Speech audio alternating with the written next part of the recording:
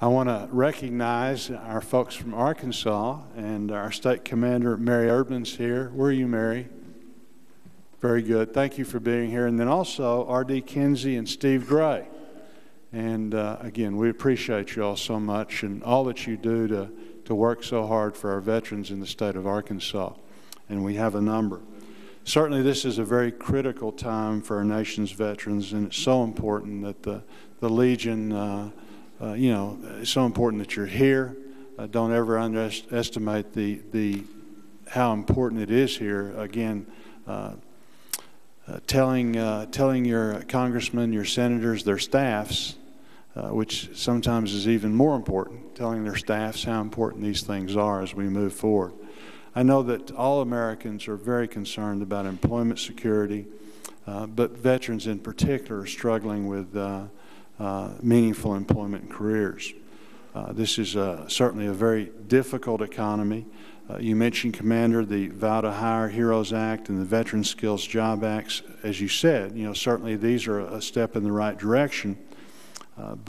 Again, everyone deserves credit in a very bipartisan way for moving that forward.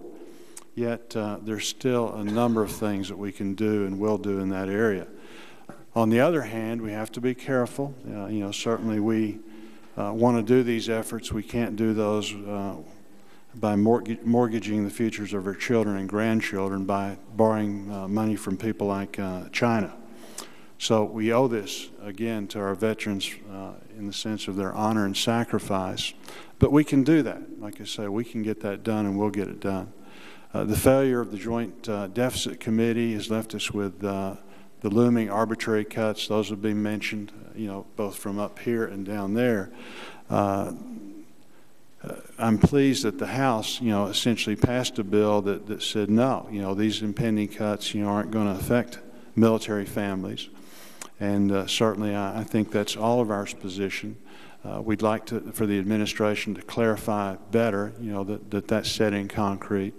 And so again, certainly, as you said, Commander, we must make it perfectly clear that under no circumstances we cannot and will not balance the budget and solve our fiscal problems on the backs of our men and women in uniform and our veterans.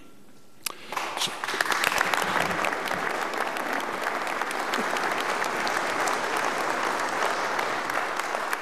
I thought you all were napping. That's definitely applause. And again, the good news is that I think that we're all on board.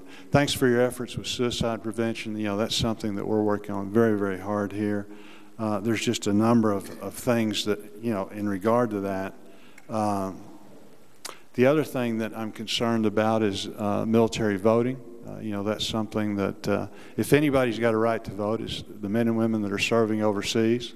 And so, again, I think in a very bipartisan way, we're working to ensure that, that's not going to be a problem. And so we're going to press on forward in that front, and we appreciate your all's efforts also in doing likewise. So, again, thank you for being here. And now let's go ahead, Mr. Chairman. I know we've got some questions for the panel.